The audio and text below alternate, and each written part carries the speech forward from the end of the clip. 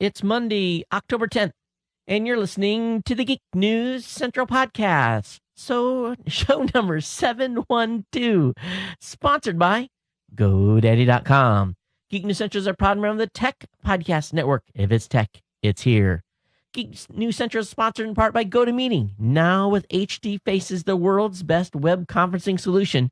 Get your free trial at GoToMeeting.com. Click the Try It Free button and use the promo code podcast. You know what comes next. Strap in. Here it comes. All right, people, I need a go, no-go for the Geek News Central podcast. Digital archive recorders. We're go fly. Microphone. We're go fly. Video feed. Go. Web browser. Go. RSS data stream aggregator. Go fly. Interflux Toddism suppressor. All right, I'm confused. Host readiness check. Welcome to the show. Welcome to the show. The Geek News Central podcast is a proud member of the Tech Podcast Network.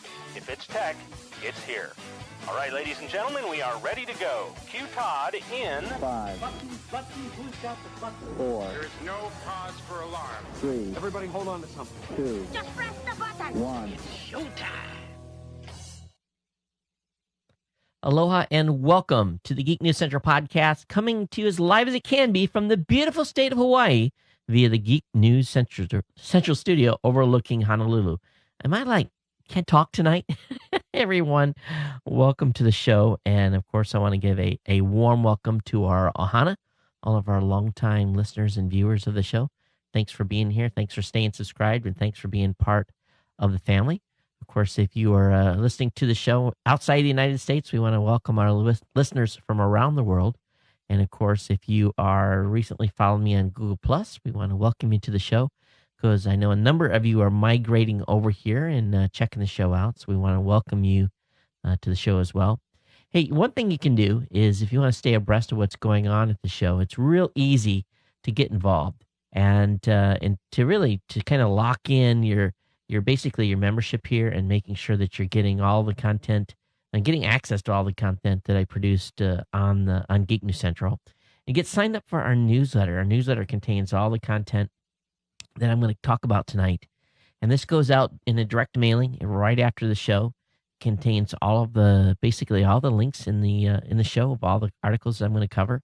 You're going to find a link up on the header of the website that says newsletter. Just click on that, and that will load the page where you can come in and sign up for the Geek News Central show announcement only or the Gadget Professor announce only mailing list. You get on both those, and you'll stay abreast of two shows here at GNC. As well, when you're on the website, all you have to really do to get subscribed to the podcast itself is you find a big orange block right there in the second column of the website that contains all the links to basically get access to the show, either via an RSS feed, via iTunes, via Zune Marketplace. And really, this is a way to guarantee that you'll never miss a single episode. And, even if you don't listen to every show, you'll be tuned in so that at least when you get some extra time to listen on your commute or at the gym or wherever you may be, you'll be able to check in with us. This show is produced every Monday and Thursday evening, and it's released Tuesday and Friday morning. Usually it's available well before 6 a.m. Eastern Standard Time. We're actually even getting the video out before everyone really is pretty much awake on the East Coast. So you'll be able to get access to that as well. Of course, by basically having the newsletter subscription, you really are kind of reminded the show's available as well. We, of course, want to let you all know that we're streaming live tonight at live.geeknewscentral.com, and we're also up on our secondary stream on Ustream as well. If you have comments about the show tonight, all you really have to do is you can Twitter me at Geek News, and just come on over to Twitter and follow. That's a great way to stay abreast of things that I'm announcing and talking about.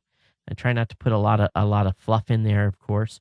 And then, of course, you can email the show at geeknews@gmail.com, geeknews@gmail.com. And like a number of you did this past episode, you've dialed into the hotline and basically left your comments. And we're actually going to go into some of those comments on basically your thoughts on Steve Jobs' death. And we'll have about 5 minutes of call-ins.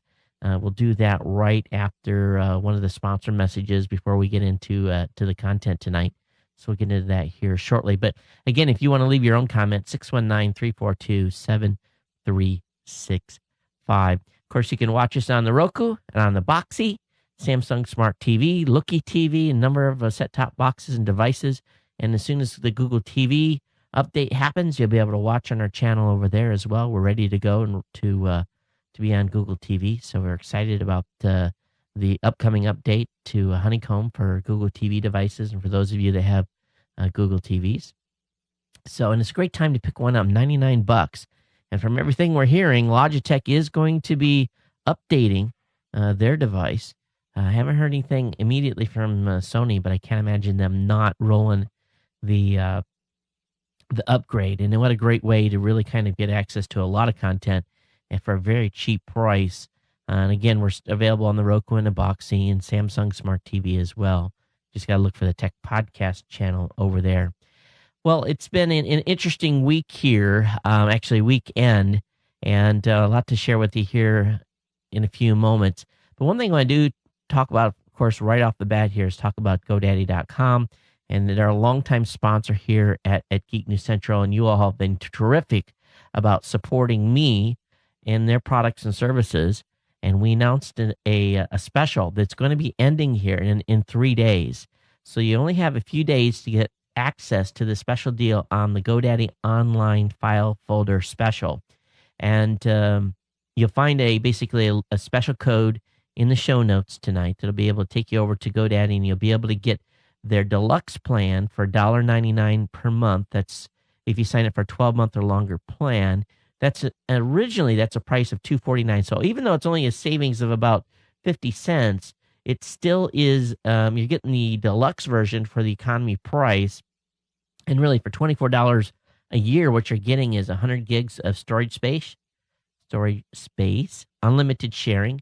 You can do automated or manual backups. If you want to buy additional storage, you can. So you can add if you need more. And there's lots of cool things about this product. You can access it via computer, website, FTP, an iPhone app. There's auto synchronization. It's PC and Mac compatible. There's built-in editing tools and lots of comparisons, ours versus theirs. There's some breakdowns on the difference between GoDaddy, Boxnet, Carbonite, Dropbox, and Mozy. And then a very detailed list of features here where you can, maintain security, share with friends and coworkers, and so forth. So this is a great product, and we want to encourage you to get over to GoDaddy.com to pick one of those products or pick the product up. And when you get to the checkout counter, use the promo code GEEKFILE, GEEKFILE, and that'll get you access to the special $1.99 pricing as long as you sign up for a 12-month or longer plan. Now, if you don't pick up a GoDaddy online file service product, you can always go to geeknewscentral.com/GoDaddy, and you will find all of my promo codes that are there available for you. Geek5, Todd20, Todd, ComSale, ComSale2, Geek Central, Aloha, Geek SSL12. These are all great savings where you can save up to 20% on some purchases, $20 or more, $20 off on orders $75 or more, $12.99 SSL certificates. These are some of the heavily used promo codes in the GoDaddy inventory, and we want you to encourage to use them and support the show. And we, of course, want to thank all of you for your longtime support of GoDaddy, and also thank GoDaddy for being a longtime sponsor here. Well, I tell you, it was a very, I basically decided to take kind of a, having a, being involved heavily on a day-to-day basis in the new media space. I really don't get a lot of time off per se. And the kids were out last week for basically the school's already been on here in Hawaii for 2 months. So they had their, I guess it's kind of like a fall break where they have a 1 week off. And so I really kind of took Wednesday, Thursday, Friday, and really kind of just didn't really do too much in-office stuff and try to do as much stuff with the kids as possible. So I had kind of like a mini vacation, but I had a whole bunch of stuff pending. So I did have to work part of the day, a couple of days. And on Saturday, we announced the slate for the 7th Annual Podcast Awards over at podcastawards.com. So all those shows were announced, the 220 shows that made it. An amazing turnout this year. We had 1.44 million listeners nominate 2,698 shows, almost 2,700 shows. And there was actually a decrease this year in the number of total shows that were nominated, but an actual increase in the actual number of listeners. But that video's over there. And of course, we are going to roll out the voting here on the 10th. Excuse me, on the 12th. So look at the calendar. Yeah, on the 12th, the voting starts for 15 days. And then we're going to announce the winners at Blog World. One thing that I did was we used the Amazon streaming service that we're up on right now at live.geeknewscentral.com for the award announcements. Actually, the nominee announcements, because what we found is that Ustream is never, ever prepared for us. We warn them, we tell them we're coming, we tell them when it's going to go down, and invariably they fail us. And last year, at about 5,000 viewers, the stream went down. So this year, I basically ramped up the largest Amazon Flash Media stream that I could. Basically used the biggest instance they had, which cost a few dollars an hour. And you don't want to run one of these a long time because you're going to rack up a huge bill. It's like $1,000 a month or something like this when you're actually doing this 24/7. But we're only going to be up for 3 or 4 hours, so it's not a big deal. And I watched the stream. We brought the stream up an hour before the announcement, the slate announcement, and I was watching the stream numbers climb. Now, what you have to do is it doesn't give you like a counter, but it's telling you how much bandwidth you're using. And we were pushing a 550K stream, a 550 kilobits per second stream. So, I'm sitting here kind of with a calculator doing the math. And just before we went live, actually, we were at about 5,000 viewers just before we went live. And then we peaked at about 13,000 viewers about 15 minutes into the program. And then it kind of started to drop off as we made more announcements and people find out whether their favorite shows had been announced or not. But not even a hiccup. And it was amazing. It was amazing to watch the chat and everything else. I had a couple of little flubs during the announcement, but all in all, it went well. And we're looking forward to opening up the basically the voting here in a couple of days. So anyway, that brings me back to talking about Blog World a little bit, because what we're going to do on, I believe, the Friday of the show, and let me look at the calendar here. I believe that's Friday, November the 4th. We're going to announce the winners. We're not going to have the awards ceremony, but we're going to announce the winners, I think, on the 4th at Blog World. But I had posted a couple things on Google Plus where I was concerned about the agenda for Blog World and New Media Expo and not being very much new media stuff.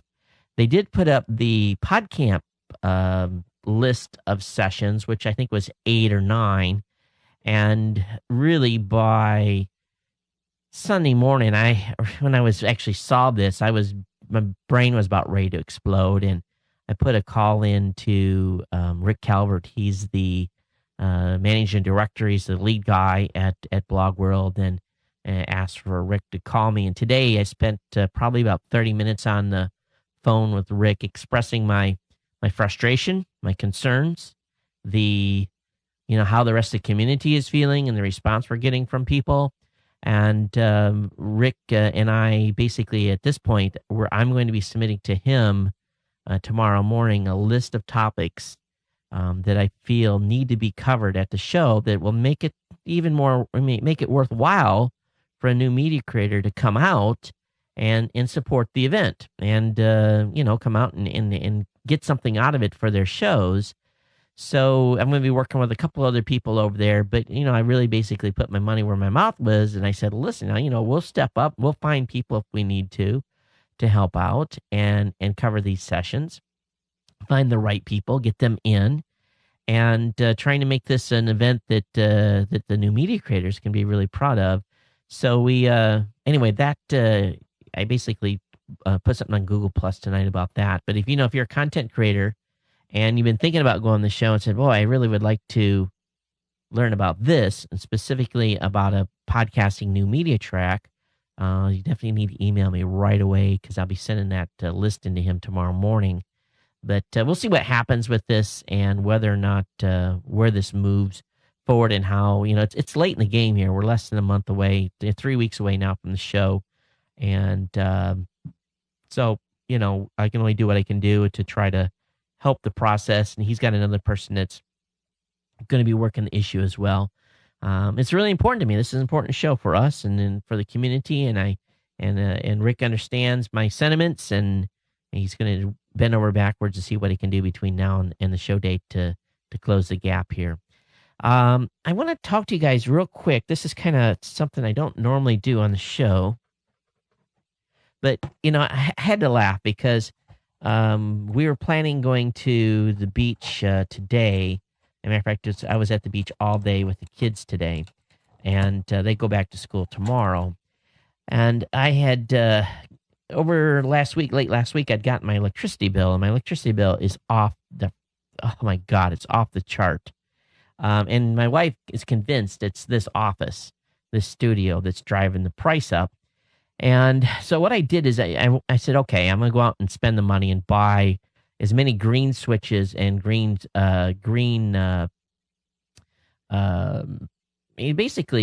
they're the same as like a normal power strip, but they're green. And so, I went to Office Max, Office Depot, and they all like looking at me like I'm from Mars when I'm asking if they've got green power strips. I mean, they don't have a clue.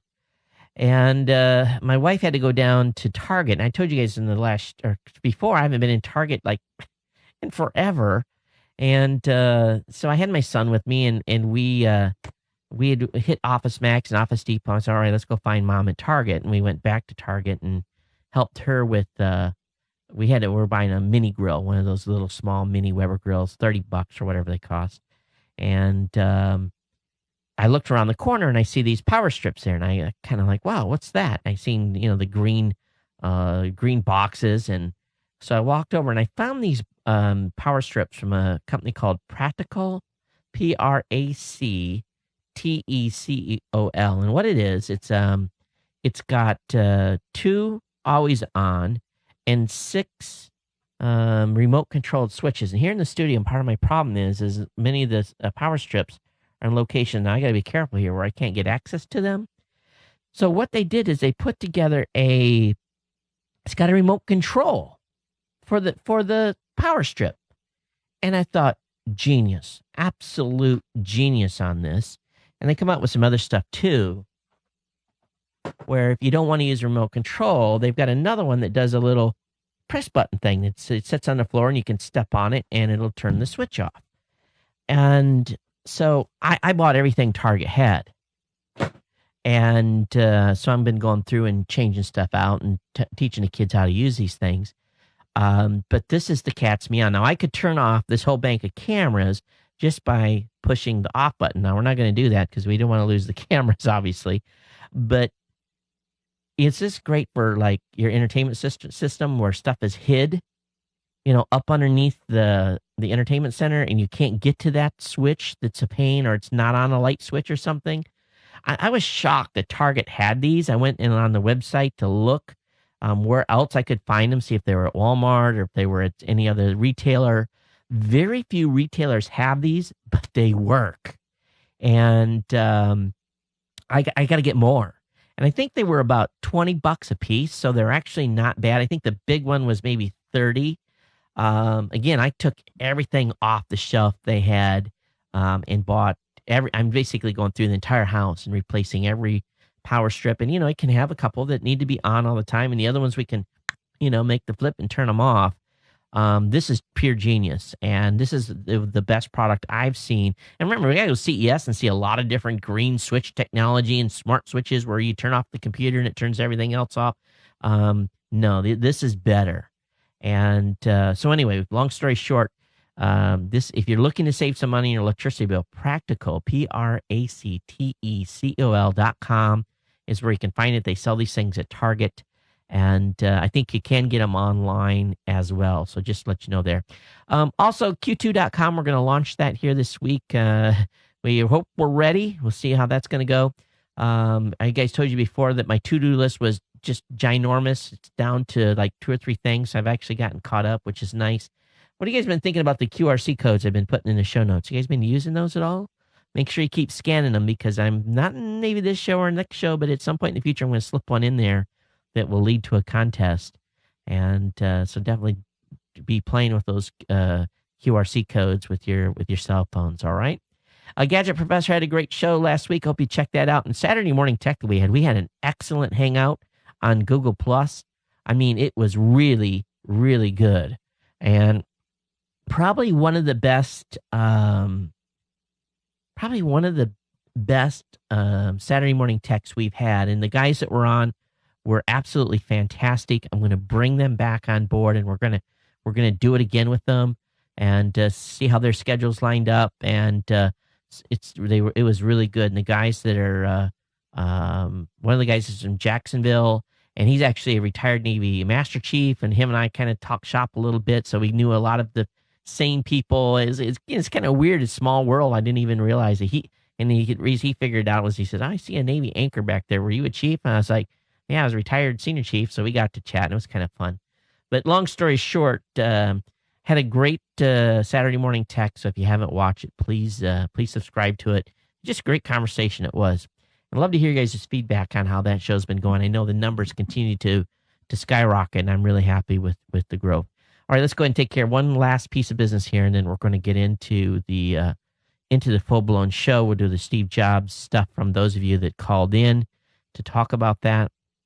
And let me see if I can find the right page and bring this up. Yes, that is it. Let's see if we can bring the right. Here we go.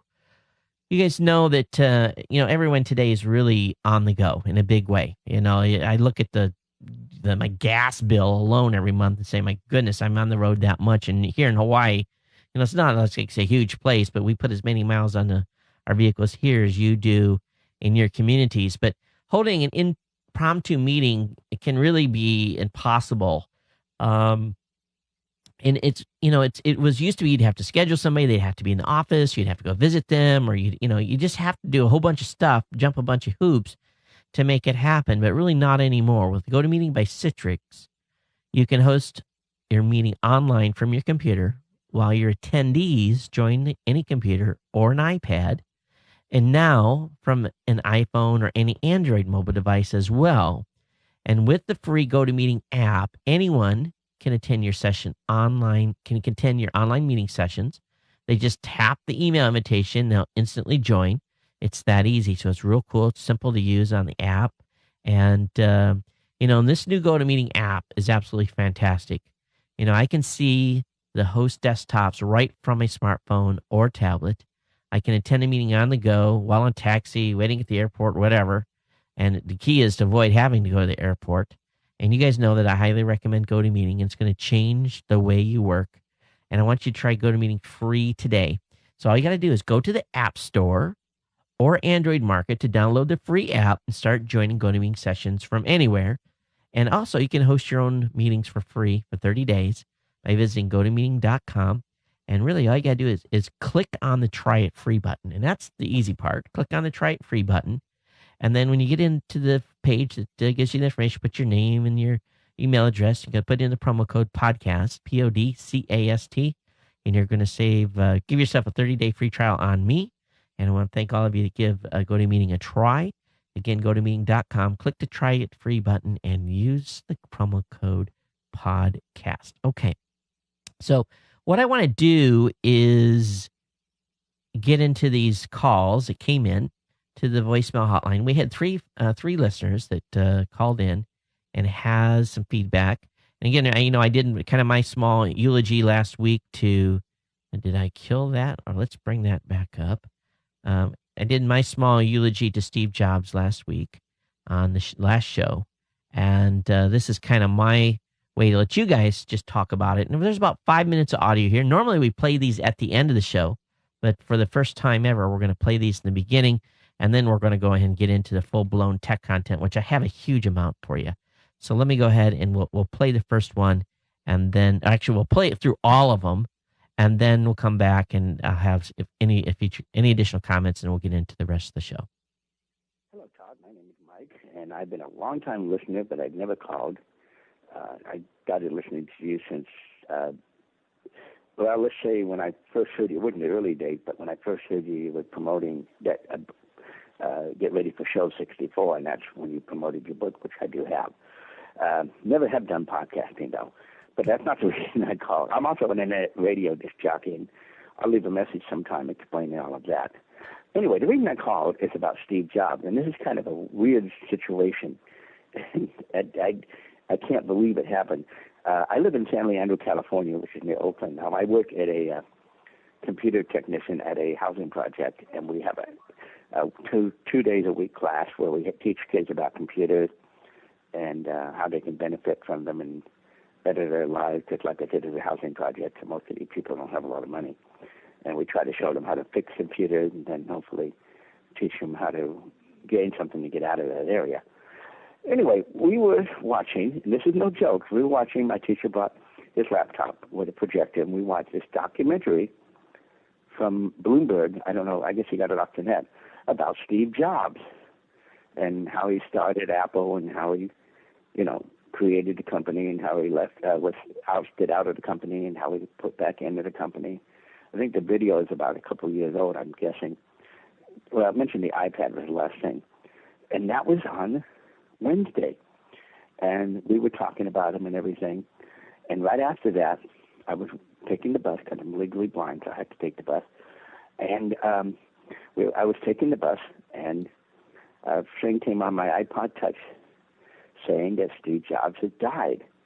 And it was just ironic. It was just weird. I didn't expect that. I called him and told him, and he couldn't believe it either. So I guess we were watching a documentary about him the day he died and didn't even realize that would ever happen. So I thought I'd share that with you. I would call again from time, and if you don't mind, tell a little bit about me, which Sure. I think is kind of, if you don't mind, and how your show has benefited me and what I do. Thank you. Anyway, have a good day. Bye. And I've got something good for you later, too, so on visually Hi, impaired. Todd. It's Joe from Oklahoma. I'm just following your instructions, and I paused the podcast to give you my thoughts on Steve Jobs. And I think we have lost our generation's Thomas Edison. There are people you can name that invented one thing and perfected it and made it very wonderful.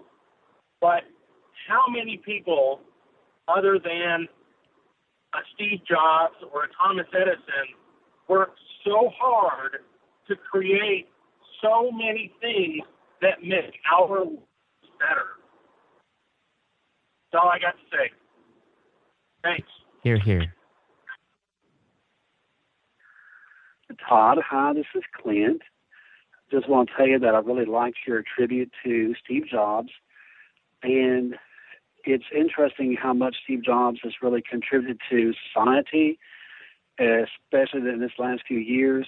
He has raised the bar for the cell phone, for the computer, for the operating system, for anything computer. He has really made an indelible mark on our society for generations to come.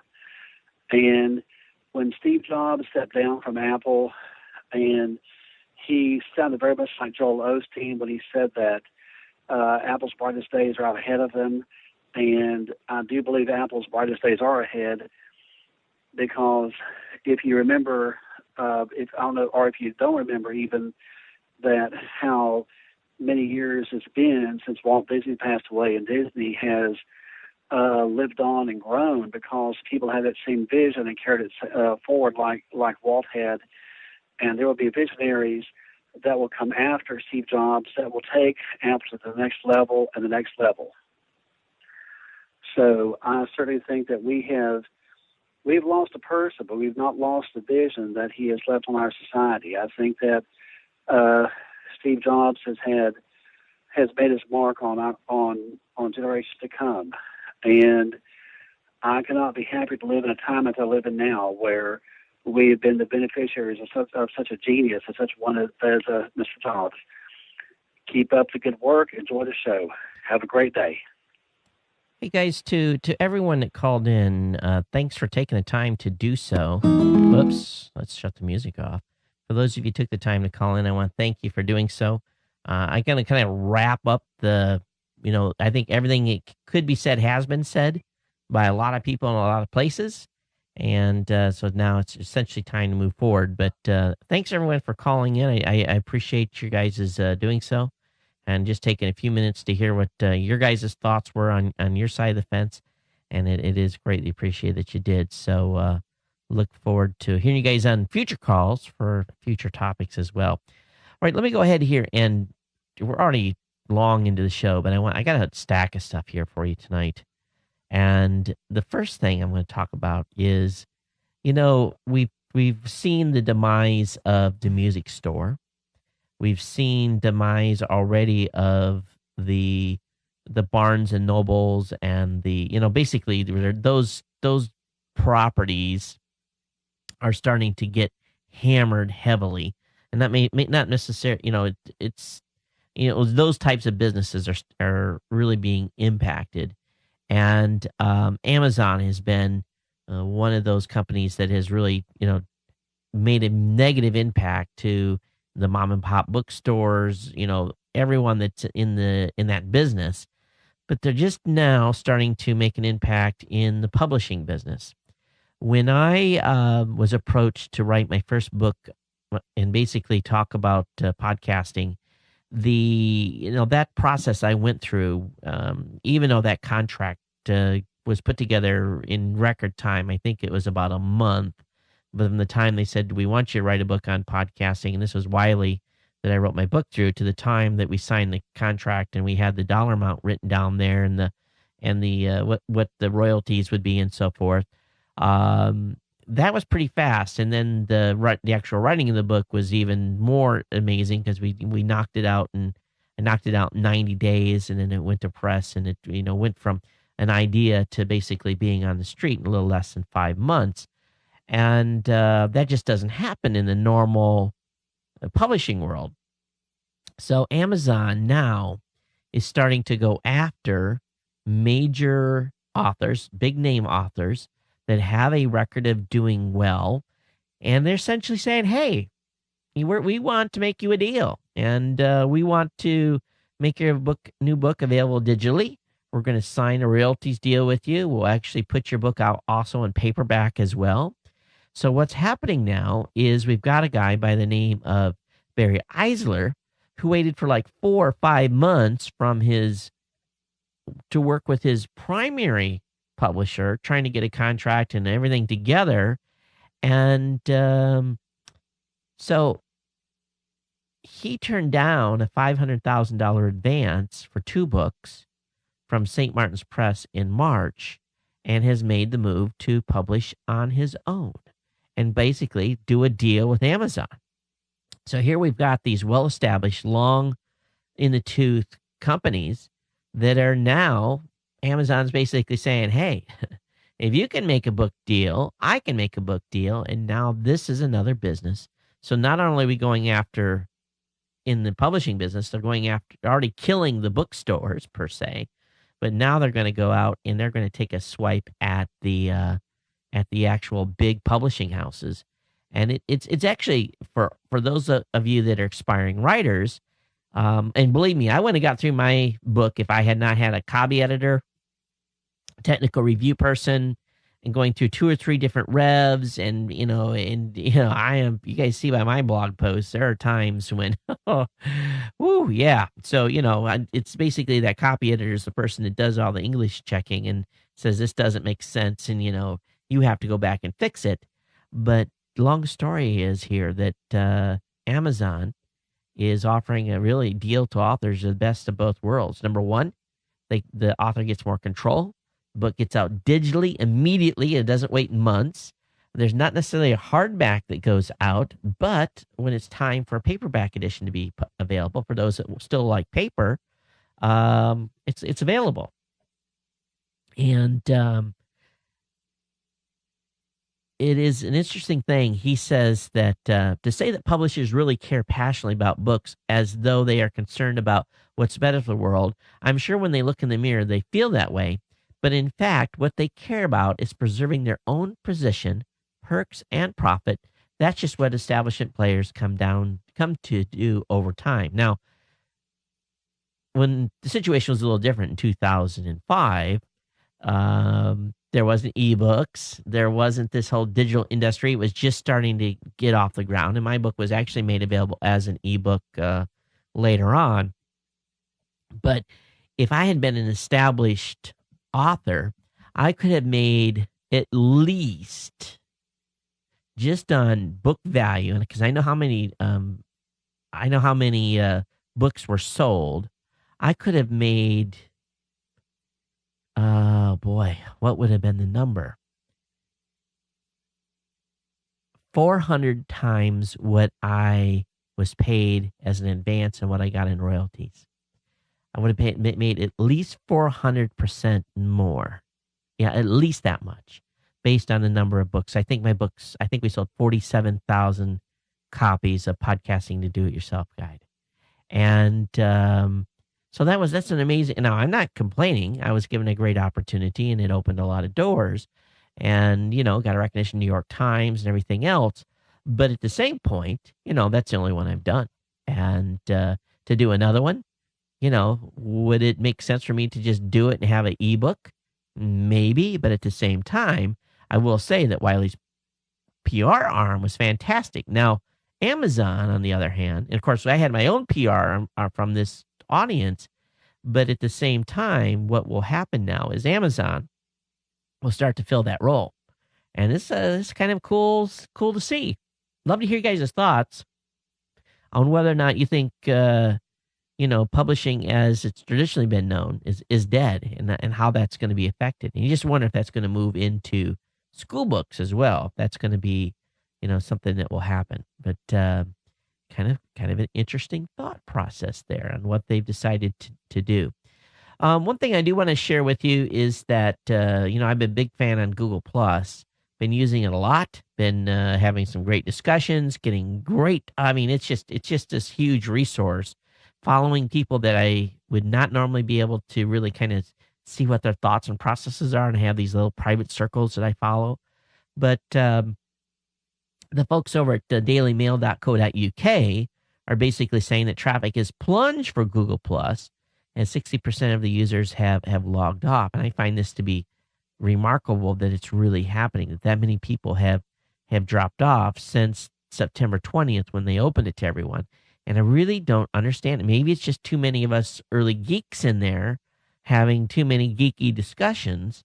But you do have to manage your circles. And, the key to having a great time in Google Plus is they may not circle you back, but to go out and look at, I got this circle of 262 people that are nothing but venture capitalists, CEOs, big people in the tech industry that are just worth watching what they talk about.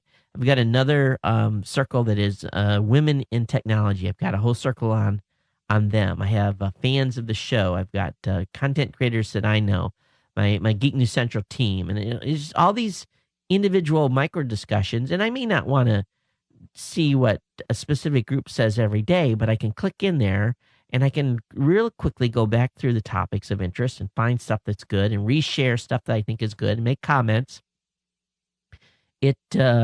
I believe Google Plus will be the number one growth thing for this show this year, based on what we've seen an increase in numbers just from the time we've been on Google Plus.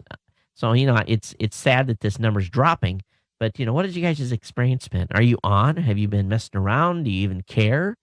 Are you just hanging out on Facebook? And the Facebook conversations, I feel like I'm missing half the Facebook conversations because of the changes they've made. So anyway, long story short, I'm completely enthralled still with Google Plus. Today, the folks over at Twitter, boy, I tell you, they have just went and done it. Well, they announced via tweet, we're about to start wrapping all, I repeat, all URLs, regardless of their length, with the t.co URL wrapper.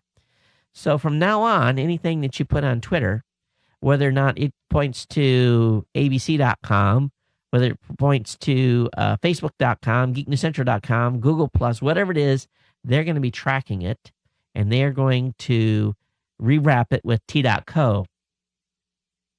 It's just, this is maddening. It really is. And they have essentially basically told Bitly, go away. So what I've been, so I've been trying some experiments. What I've been doing is taking a Bitly URL shortener, and I've been putting that into Twitter and let Twitter shorten the Bitly one. So basically what you do is you bounce out of Twitter.t.co, you go to Bitly bounces you then to the actual destination. And at least I'm getting some tracking and know how that's really happening. But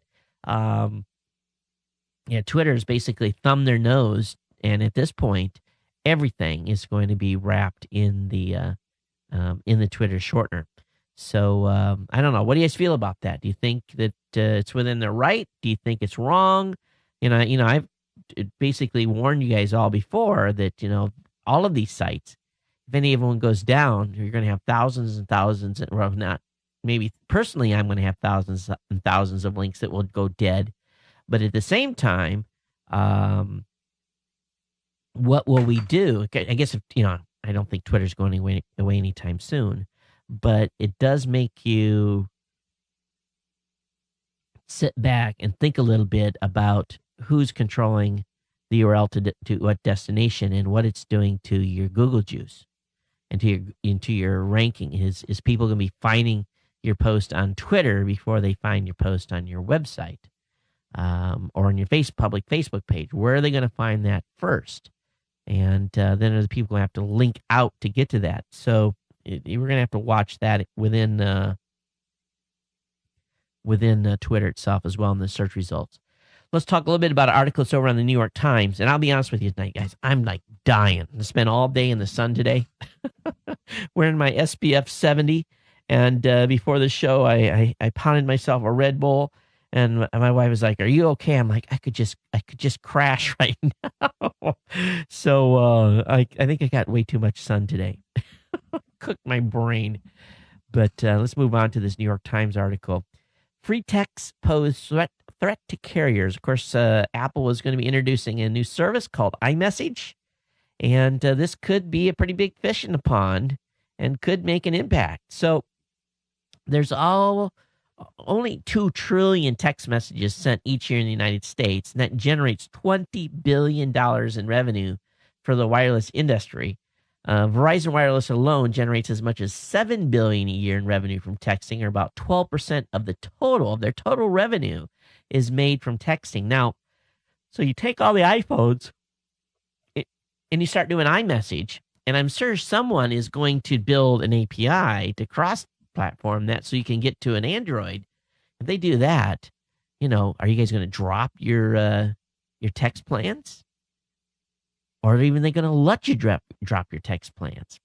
So I'm curious to see how iMessage is going to work and how big the adoption is. And, of course, it's not going to help you when you're trying to text a family member that doesn't have an iPhone or maybe even a phone that's not even a smartphone. So I don't think it's going to kill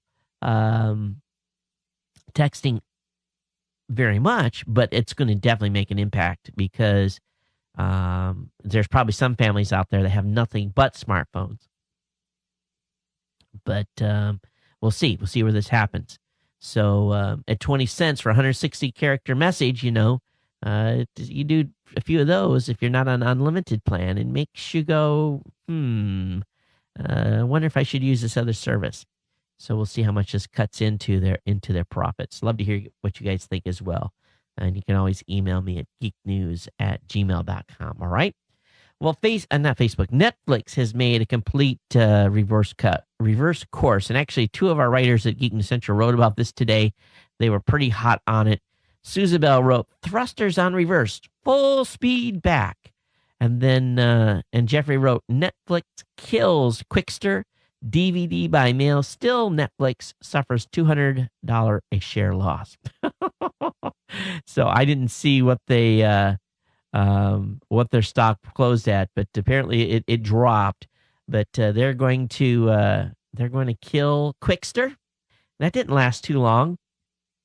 I had a feeling by as much negative feedback as they got. First of all, they did this huge price change, and which my wife has now just asked me, did Netflix have a price change? I'm like, yeah, honey, they did. She goes, oh, that was pretty big. How much is it costing us now?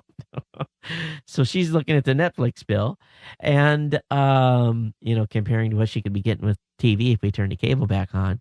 And then at the same time, he makes this change and says, okay, we're going to split the two companies up, and Netflix is going to be streaming only, and Quixter is going to be the place to get your DVDs. You know how much money they spent on that whole process. But now, we're not going to do it no more. We're going to stay with Netflix. I think this was a smart move. I think it was ill thought out idea to begin with. It keeps us all on a single page, keeps one payment going. If you're using an OTT box and you get streaming and you want DVDs, because that's what we do. We do both. This is, it's a no-brainer for me. So I'm glad they reversed course. And I'm not going to penalize them for doing so. But we'll see if they bring on games and something like that. It's where you can start renting games now. That's was something that they were going to do anyway with Quixter. So hopefully they'll do that with a Netflix DVD by mail delivery. We'll just have to keep an eye on it. Boy, there's a lot of controversy going on. Switching gears here, there's a lot of controversy going on in Germany right now. There's a hacking group. It's actually called the Chaos Computer Club. They have claimed that they have reverse engineered the lawful interception Trojan used by German law enforcement. Apparently, they got this program after a lawyer whose client was under investigation gave this Chaos Computer Club his hard drive where the group found the code. And this is what they have to say. The analysis concludes that the Trojan's developers never even tried to put in technical safeguards to make sure that the malware can exclusively be used for wiretapping internet telephony, as set forth by the Constitution Court. On the contrary, the design included functionality to clandestinely add more components over the network right from the start, making it a bridgehead to further infiltrate the computer. Now, this refutes the claim that an effective separation of just wiretapping internet telephony and a full-blown Trojan is possible in practice or even desired, commented a CC speaker. It says, our analysis revealed once again that law enforcement agencies will overstep their authority if not watched carefully. In this case, functions clearly intended for breaking law were implemented in this malware. They were meant for uploading and executing arbitrary code on the target system. It says the government malware can, unchecked by a judge, load extensions by remote control to use a Trojan for other functions, including but not limited to eavesdropping, the complete control over the infected PC. Owing to poor craftsmanship that went into this Trojan, it's open not just to the agency that put it there, but everyone. It could even be used to upload falsified evidence against a PC owner or delete files, which puts the whole rationale for this method of investigation into question. This is some scary stuff. Here you've got, a government agency that has the ability to execute a wiretapping legally, putting a Trojan on these folks' computers, and then yet this Trojan goes beyond what is dictated is allowable by the court. Now, whether or not it's being done, I don't know. We know that for years, government agencies have been asking Skype for a back door. In the U.S., the FBI has been pushing hard for these types of things for a long, long time. But if this is actually happening with German law enforcement, you can almost bet that this is happening here in the United States as well. But it's pretty scary because we didn't find quite what we wanted to find on that guy's computer, but we need to make our case, and I'm trying to advance my career, so let's just drop this file on that computer. It's some scary stuff. It really is. And there's nothing you can do to stop some rogue element. Now, if you're a criminal, then you're going to get your day in court. But at the same point, if there's no government oversight on what is allowed to be done by these types of Trojans and malware and stuff that's placed on people's computers, it really starts to get where people should be a little bit paranoid, I think. And the CCC group says, again, the government malware can, unchecked by a judge, do all these extra things. And they felt that the German Trojan had serious security holes, and it was doing screenshots, capture audio files, snapping pictures with a camera without people knowing the camera was on, all kinds of stuff. So, wow. And, here's another thing. They said that the security on this was so bad that an attacker could have consumed control of the computer with just hardly any work at all. So, makes you go, doesn't it? So we'll see where this leads, but definitely a big issue, at least in Germany at this point. And we'll keep abreast of what they find out. On copyright infringement, did you know Beyonce may get sued for copyright infringement just because of the way she danced? Yeah, someone is trying to copyright some specific dance moves. I just don't get that one. I really don't. There's a new feature, a new thing called Snap Tags. And let me show you what they look like. Of course, you all know what QR codes look like because I've been putting them on some blog posts here recently. But let me bring this up for you. And essentially what you've got is, if you look for those of you that are watching, if you look in the left-hand part of this article, they've got a Facebook icon with a circle with dots in a certain position. And this is basically a snap tag. It passes information through the positioning of the dots in the circle and how it's all aligned. And this obviously would take you to a Facebook page. And you can do these for Twitter and a variety of other different applications. But they're making them from Facebook. They're making for Twitter. They're going to be putting these in magazines. So essentially, this is just additional types of codes that you can scan to go to different websites and so forth. I think the QR codes have been, ramped up pretty well. But they're saying there's a lot of other third-party solutions out there that are making headway as well. So just keep you aware that you may see a snap tag, and I don't know if there's even any apps out there right now to utilize these yet. I'm sure there has to be, but we'll see where this leads and how it compares to QR codes at this point. Well, Anonymous, they were going to do their big hack attack against Wall Street today, and I guess they were effective in hampering the New York Stock Exchange just for a couple of minutes, very, very briefly. So everyone is kind of, big try there, Anonymous. You did a great job. So that obviously did not pan out as well for them as they thought it would. It doesn't help when you announce it.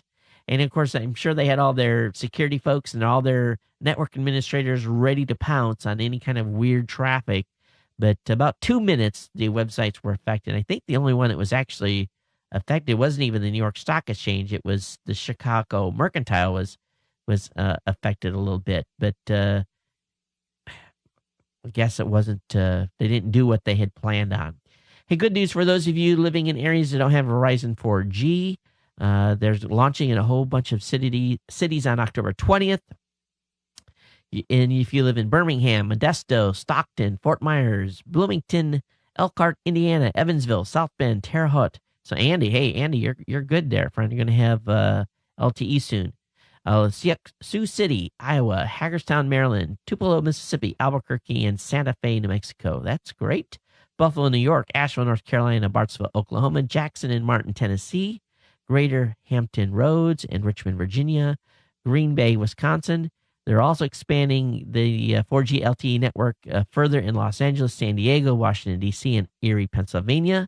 And then on Thursday, November 17th, they're going to roll out in Little Rock, Savannah, Georgia, Cedar Rapids, Des Moines, Iowa, Lexington, Kentucky, Kansas City, Springfield, Missouri, Lincoln, Nebraska, Orange County, New York, Greater Providence, Rapid City, South Dakota, Roanoke, Virginia, Appleton, Wisconsin. So you're going to see, and also they're going to be expanding Grand Rapids, Minneapolis, St. Paul, Pittsburgh, and Nashville. So they're saying at this point, for these rollouts, are going to have half the country covered with LTE, Verizon LTE. So pretty cool stuff.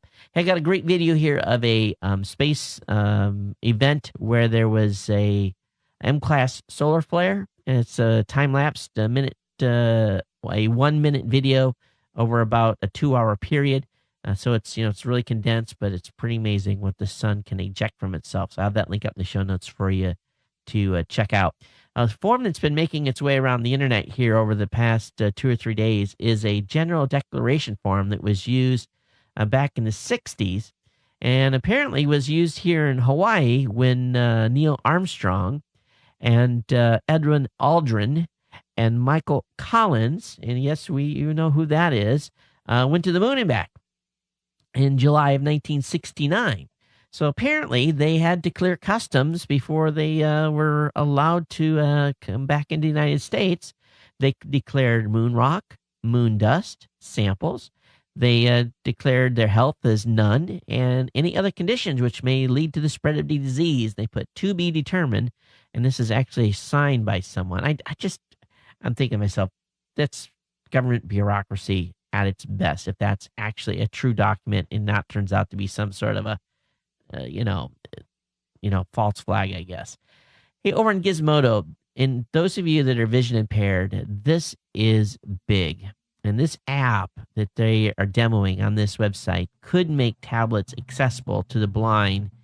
We know that the Braille system has allowed blind people to read the written word since 1825. Sadly, Braille doesn't translate well to the glass smoothie screens of touch tablets. So there's a new app that thinks they can change this. And really what they do is the actual tablets are smart enough to know where people's fingers go, and they're actually able to adjust the people's hands, and actually you can almost use it as a keyboard. The app is created by the NMSU, and what college is that? Let me look here. It's at New Mexico State University undergraduate Adam Duran and Stanford assistant professor Adrian Liu, and also a Stanford doctoral candidate called Sohan Dajarma, were able to put together in a 2-month time this app. And it's still a prototype, but they, if it's able to bring it to market, they feel this could be a step forward for the blind. This is big. What they're showing, no standard Braille writer can do this. So and they got a great video. So I have a link up in the show notes. It's over in Gizmodo, but exciting stuff. And anytime we can bring new tools to the vision and hearing impaired, I think it's really important. I really do. TDK is talking about being able to double hard drive capacity. This is an article that is written by Alan Buckingham here at Geek News Central. And essentially what they're saying is, and they're experimenting in their labs. Of course, TDK is not necessarily known for making hard drives. I think they were more known for making cassette tapes back in the day. But essentially what they're saying here, they're putting together new technology called HAMR. It's heat-assisted magnetic recording, and they use a laser. And what they do is the laser is combined with a new way of making the drive platters. And apparently TDK has successfully used the technology to basically put 2 terabytes on what a 1 terabyte drive would have held originally.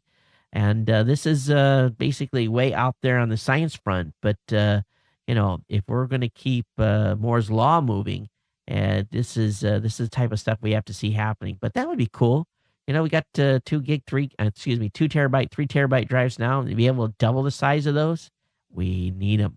We're all got all kinds of storage requirements. Well, Facebook app is finally out for the iPad. I actually checked the App Store and could not find it because I wanted to get it on and look at it a little bit. But a lot of HTML5 components on the iPad app. You can access photos, your friends, your news stream, and so forth. But the folks over at Business Insider has said that Facebook has essentially caved to Apple on its new mobile platform. So what developers were hoping was to be able to do purchases right on the mobile device with the iPad without having to go through the App Store. And basically, Facebook is not going to let developers use Facebook credits on the iPhone or iPad. So if you want to buy or use Facebook credits, you're still going to have to go to the Facebook.com website, log in, and do it that way. You're not going to be able to do it through the app itself. They're not willing to give Apple that 30%. But another thing they're doing with this is that when you bookmark something or you're playing a game, it'll cross over into your web profile so that you can easily get access to it when you get back on the internet. Now, HTML5 was a big part of this new app's development, so a lot of the stuff you're seeing on there and some of the games they're supporting now are completely HTML5. You can't even tell that you're not using an app. It's all within a web browser. One of the examples they give is a poker game where it's basically you can play a poker on the. It's not an app. It's just a native HTML5 application. So some very cool stuff here that's happening at Facebook as far as their mobile stuff goes. So we'll see where this leads, and but I'm excited finally to see it. And it's taken forever to get an iPad app for the Facebook, and they don't have to use that little tiny one anymore. And a very interesting move by the folks over at Warner Brothers, they have basically closed what they're calling the HBO window. Warner Brothers has confirmed it will no longer be beholden to rights that would see its movies disappear from streaming sites while those titles are available on HBO and the HBO Go web and mobile application. The closing of this so-called HBO window is really going to help all of us that want to be able to consume digital content on an equal footing basis. So this is kind of awesome. This was an article that was written over at gigaohm.com. And so I think this is a big deal. It was actually in their new TV section as well. Great article here on trends that are basically shaping the future of mobile advertising. And, mobile is the frontier now where advertisers are hot on and trying to sell to us. But what they say is coming to mobile advertising, and whether we like it or not, they're going to be doing more relevant behavioral tracking. They're going to be doing a lot more in the mobile search department to make it location specific. They're going to be providing better analytics and specifically greater interactivities. In other words, you walk by a store, you might get pitched for a special within a store, and then mobile social is the personal cloud and how everything is, right now where our mobile world's colliding with our web-based world and how that's going to be merged together a lot more and how things are going to be pretty seamless from one device to the other. So we'll see what happens with the mobile advertising, but they believe they're going to be able to get a lot more of us to click on a lot more ads and react to their marketing promises. There's a couple of indicators right now that the economy may be basically a flat line that we normally wouldn't look at. And there was basically two charts. One is the utilization of electricity within the United States. And you see basically electricity climbing from starting in September of 2009, and then basically kind of peaking out in September of 2010, and then starting to dip and go down. Ever since December 2010, it's just been going down, down, down to where we're at at 2011, and we basically are at the same levels we were in 2007. So it just kind of shows this flatlining. Well, at the same time, the FedEx and UPS ground shipments are steadily on the decrease. Basically down 3-4% for the second quarter of 2011. So if that gives indication of where the economy is, FedEx shipments and the amount of electricity we're using as in the United States is definitely on the decline here. For those of you that shop online, they're saying a third of consumers will spend more online in-store this year than they did last year, and I think that makes pretty good common sense. But also, a lot of people are still worried about security issues and using their credit card online, so I got a good article here to point you at to kind of give you some infographic data on, basically securing your credit card, some things, best practices to use. The Daily Dot has a good article talking about Reddit shutting down a specific section of their website that was quite controversial. And all I will say is the title of the web section was called Jailbait. And but Reddit has done the right thing here and finally pulled that specific category. You can imagine the type of materials that were potentially being traded over there. So good of Reddit to do that. Runny nose, excuse me.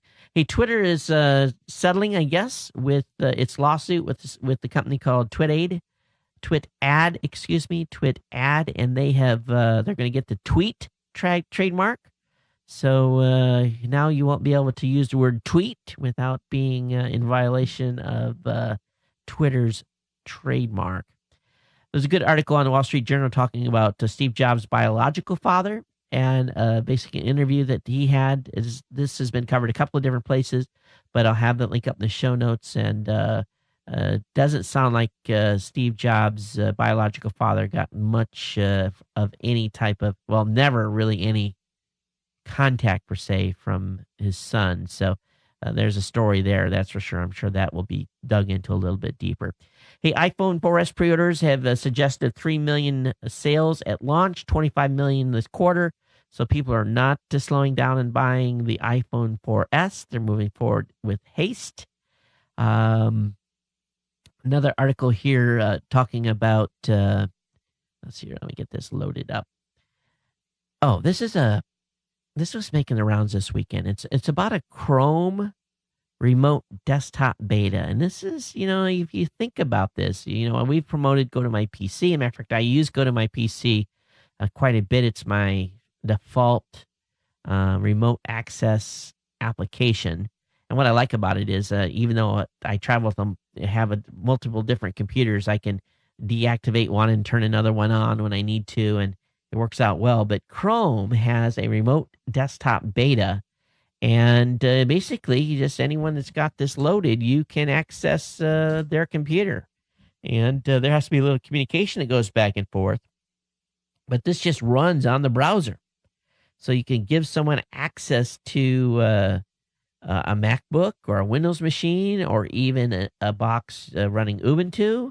So very interesting move here by on this desktop control software. And I just hope this thing is really locked down security-wise. But the extension's been downloaded over 30,000 times. It's been getting some pretty strong ratings by the users of it. So far, no charge to it. So this is definitely a business impact to companies that we know well on this show. Hey, Napster founders are returning with what they're calling the Airtime Startup.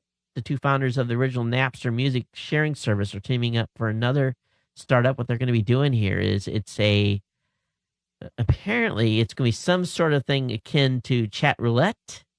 But it'll have some sort of social network attached. So they've raised about $8 million already. These guys just go and say, hey, I need some money. And the VCs write them a check. I need one of these guys on some teams stuff I'm building for sure. Hey, write me. I just need 3 million. At 5, we'll do 10. We'll take 10. That'd be great. Not surprisingly, Apple iOS devices dominate U.S. data traffic. 97.2% of all tablet traffic,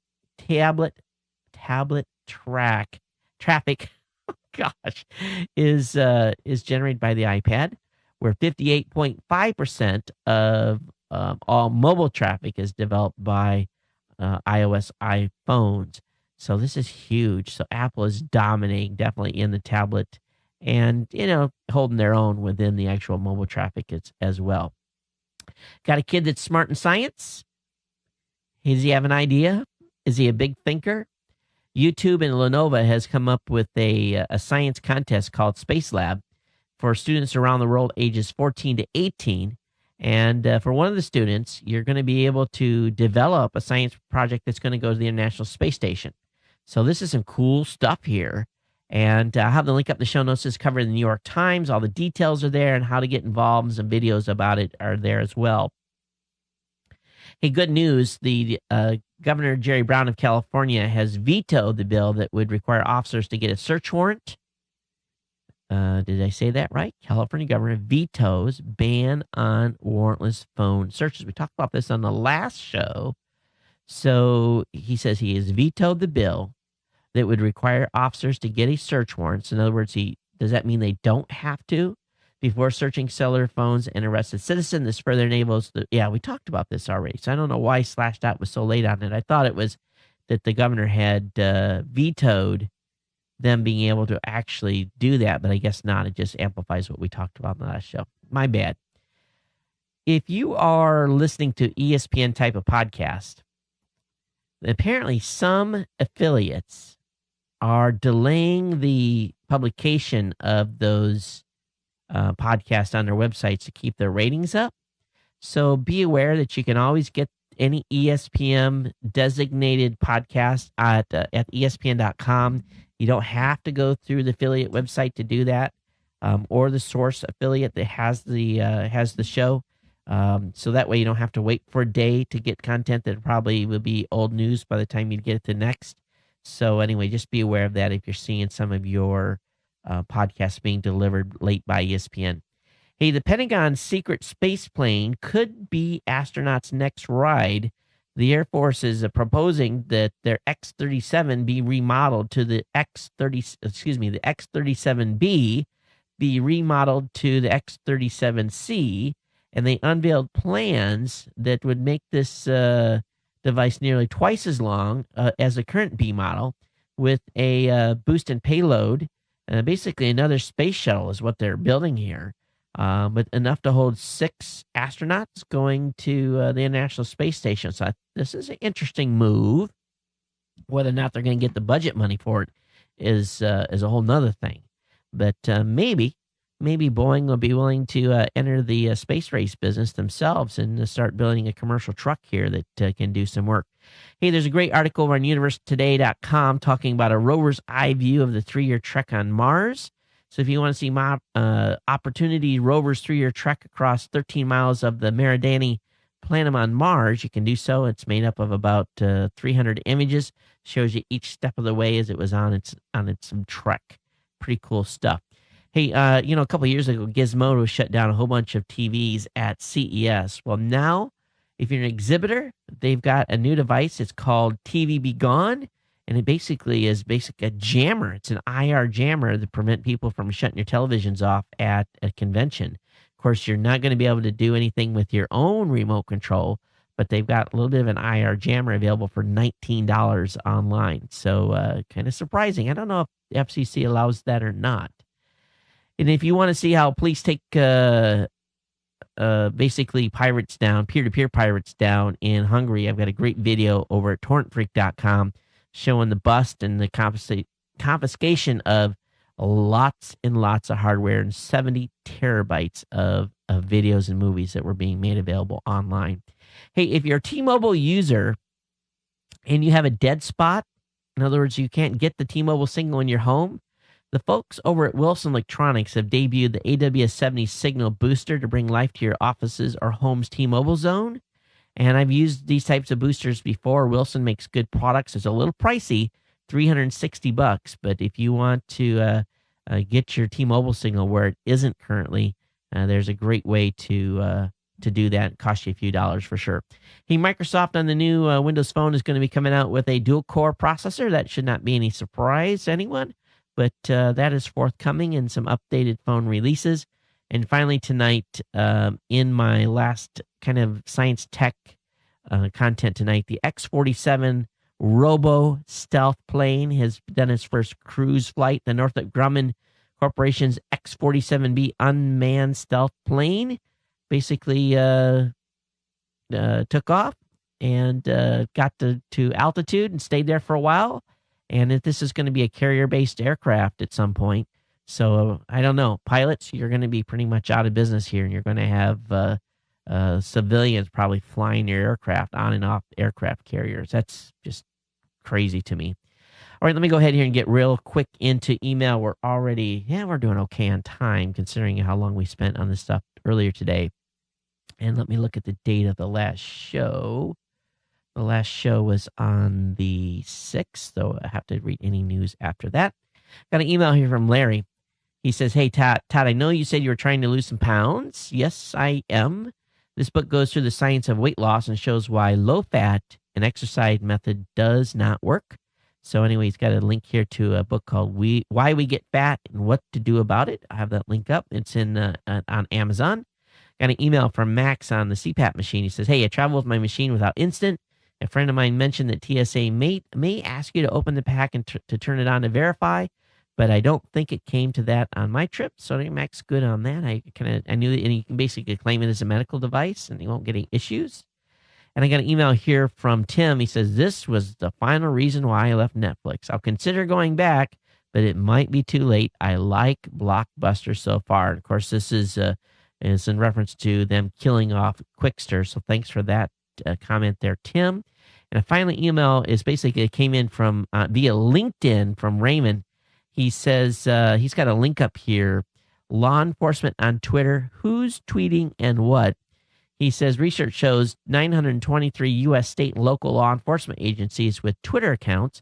Based in analysis of those accounts, the research documented current practices, identified best practices, and recommended organizational policies for the setup as well as operation of official law enforcement on Twitter accounts. So he's going to link me over to an article over at police-writers.com.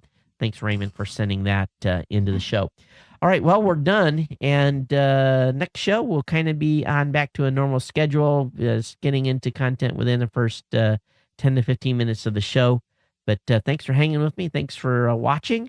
If you've got comments, geeknews@gmail.com. Geeknews@gmail.com. Voicemail hotline, of course, is open 24 hours a day, 7 days a week at +1 619 342 7365. 619 342 7365. You can follow me on Twitter, of course, at Geek News. And of course, as a reminder, you know that you can follow me on Facebook, which is a great place to come over and follow. And of course, you can just search for me as Todd Cochran on Facebook. And of course, I'm the same place on Google Plus if you get over there. And of course, again, available on Twitter at Geek News. Hey, it's been my pleasure to bring the show tonight. I look forward to being back with you on Thursday.